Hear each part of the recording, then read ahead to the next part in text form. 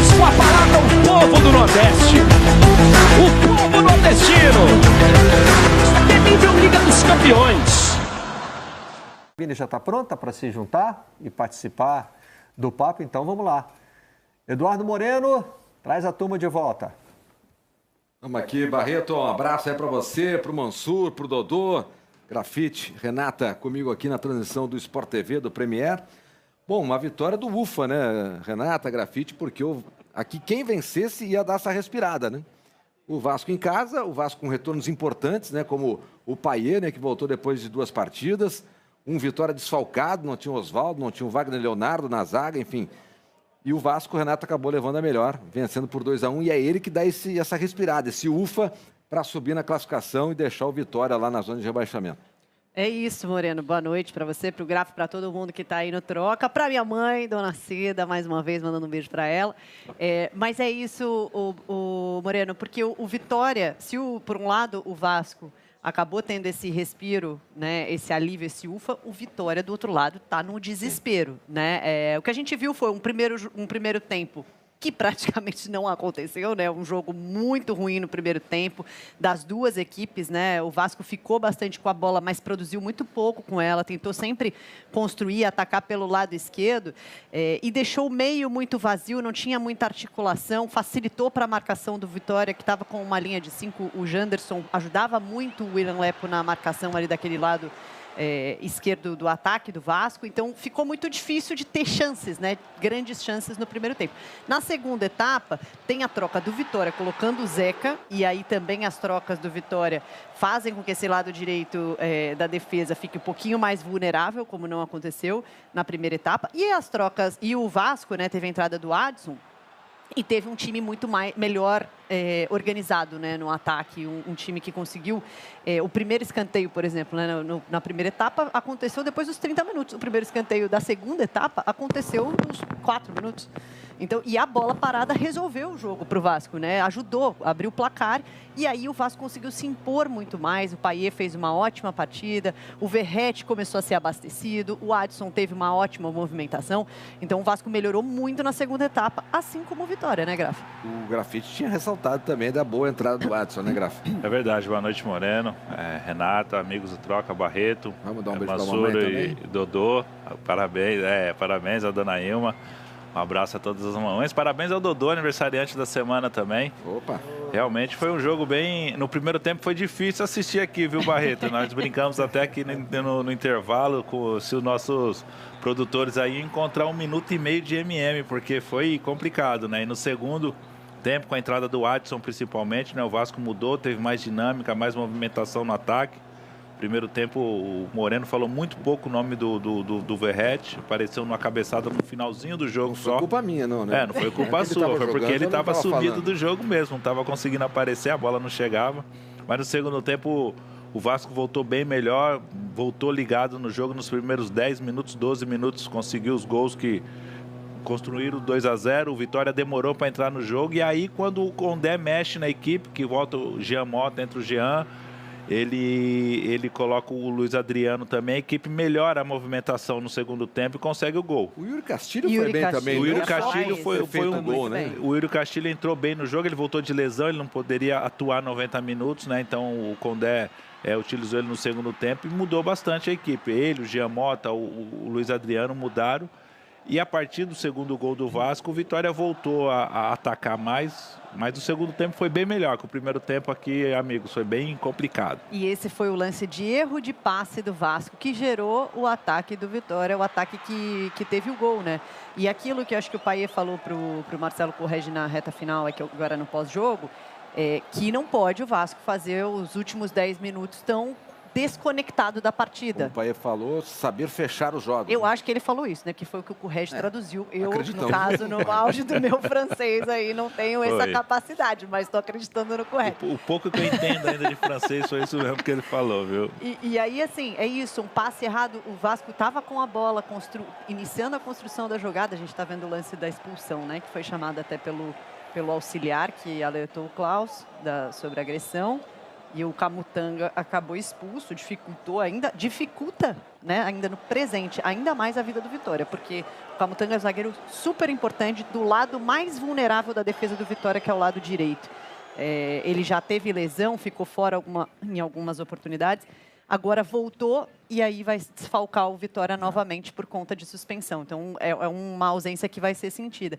E aí é isso, acho que do lado do Vitória, o Condé foi corajoso fazendo as trocas no segundo tempo, teve mais movimentação de ataque, entrou Zé Hugo, entrou Yuri Castilho, o Jean Mota. Ele tentou fazer algo semelhante também, não tentou, Renato? Sim, mas foi mais difícil porque tinha um a menos. Aí, realmente, a produção ofensiva ficou muito atrapalhada do Vitória.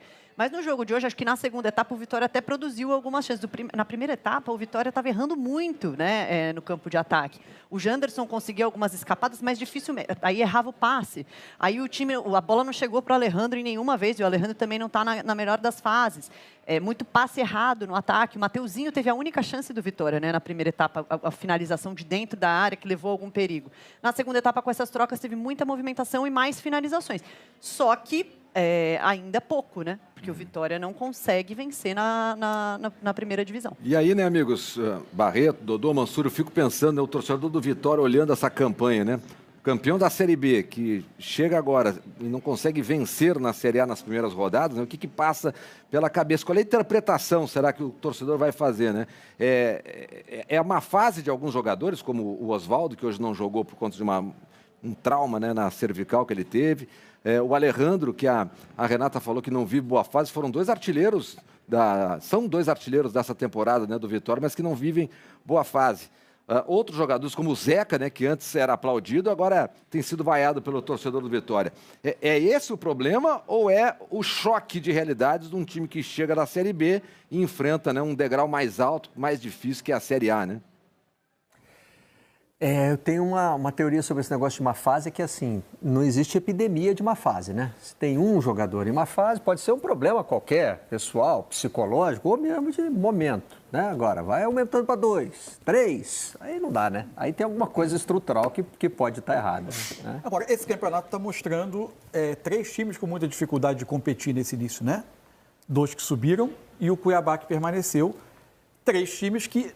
Quando a gente naturalmente elabora a lista daqueles que a gente imagina que vão sofrer mais, e aí a gente tem que levar em conta que campeonato de 38 rodadas tem a questão econômica muito presente sempre. Embora no Campeonato Brasileiro, raramente a gente tenha times que a gente olha, esses não são dessa turma, sabe? Parece aquele time que não pertence ao grupo. Desculpa, isso é raro. É só porque é sobre a sua lista. O Vasco já não estava nela ou hoje você acha que... Não, o Vasco é o tipo do time que ele deixava dúvidas em relação Você está falando de ter um campeonato de competir. Competir, né? Pela questão econômica propriamente. O Vasco tinha suas deficiências de elenco, tem as suas deficiências de elenco.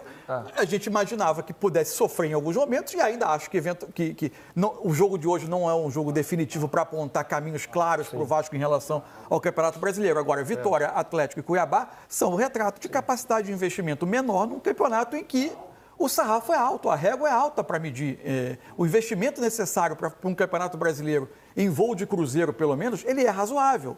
E está sendo difícil para esses times. Juventude e Criciúma tiveram começos melhores. Mais otimistas para o seu torcedor. E também tem uma capacidade de investimento bem reduzida. E agora a gente vai ter que entender o impacto dos adiamentos. Claro. Né? No caso do Criciúma, só pela questão do calendário mais apertado, vai ficar lá na frente.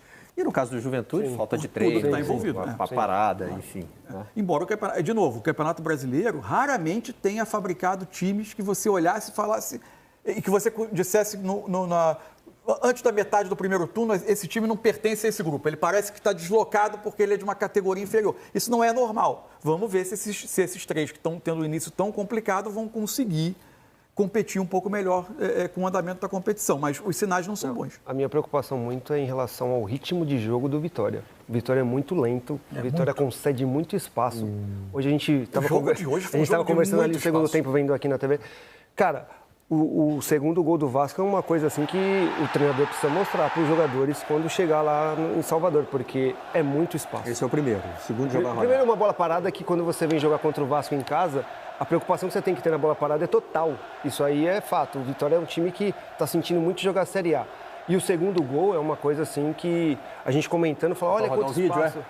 Dá para rodar o vídeo, para reunir a boleirada, aí, ó, vamos ver aí. Não, esse tem, porque é muita gente olhando, todo mundo atrás da linha da bola, mas ninguém marcando. Né? Ainda tem isso. Tem o movimento do Verratti, que é o atacante, o goleiro praticamente dentro do gol, sem leitura de jogo, essa bola é do goleiro dentro da pequena área. Agora, quando o Payet bate na bola, e você dá espaço para um cara como o Payet. Para ele, né? Então, quem você tem que marcar no Vasco é o Payet. Agora, a gente tem a gente pode ver daqui a pouco, tem um analisador tático depois. Esse lance está sendo anunciado desde o primeiro tempo. Sim. Tamanho espaço que era dado naquele setor do lado esquerdo, a gente mostra daqui a pouquinho. O Vasco, para mim, entra com uma escalação que é muito leve também, né? Com o Payet mais 3 atacantes, e a Renata até citou, e eu concordo inteiramente. O Vasco já tendia a esvaziar o seu meio quando jogava com uma linha de 5. Hoje repetiu. Já pode mostrar? Pode mostrar que está no então vamos mostrar. É um lance do finalzinho do primeiro tempo. O Vasco está saindo jogando, a bola vai vir aqui pro Piton. E aí tem um detalhe. Como o Vitória, em geral, deixava o Rodrigo Andrade mais próximo do Alejandro e defendia com 2 linhas de 4, aqui ainda ficou o Mateuzinho mais para trás. Já dá para ver um corredor mais próximo você foi bem legal. Aí, não é que o Janderson acompanhasse o Piton. A Renata defendeu bem. Ele fazia uma linha de 5. E com isso... Mas é curioso um lateral ter esse corredor todo contra uma linha de 5. Além de tudo, os dois volantes do Vitória, olha o espaço de campo que eles são obrigados a tomar conta. Mansur, isso é tática combinada com o técnico. Todo mundo atrás da linha da bola, perto da área, e a gente tira os espaços perto da nossa área. Só que o problema é que não tira os espaços, porque os caras estão olhando, não estão marcando ninguém. Especialmente aqui o Dudu, ele está preocupado com a presença por aqui do Payet. Olha o tempo, e aí ele não vai... Olha o espaço que o Piton tem para fazer esse cruzamento. E aí ele acerta a cabeça do Verratti. É um prenúncio do que havia no segundo tempo. A gente vai passar... É um ritmo de movimentação muito lenta. Tanto com a bola e sem a bola. Nesse momento, o Janderson tinha saído do jogo e é o Mateuzinho quem está fazendo esse papel aqui de fechar como 5º homem da linha defensiva pelo lado direito. Já se colocou um enorme espaço aqui com os 2 volantes tendo que cobrir quase toda a largura do campo. Aliás, o Janderson está do lado esquerdo e o Mateuzinho está do lado direito. Quando recebe o Payet, olha o tempo que ele vai ter para pensar no cruzamento. Esse espaço não existe mais hoje no futebol que se joga. Não, e são 3 jogadores do Vitória contra 3 do Vasco, mas os 3 do Vitória totalmente distantes da bola. Muito distantes que caberia aí. Desculpa, Renata, é que eu achei que caberia também um cronômetrozinho ali para a gente ver quanto tempo o Payet teve para pensar a jogada, né? Quer dizer, além no futebol de hoje, né? Todo, no futebol de hoje. Não tem. E assim, repara no goleiro.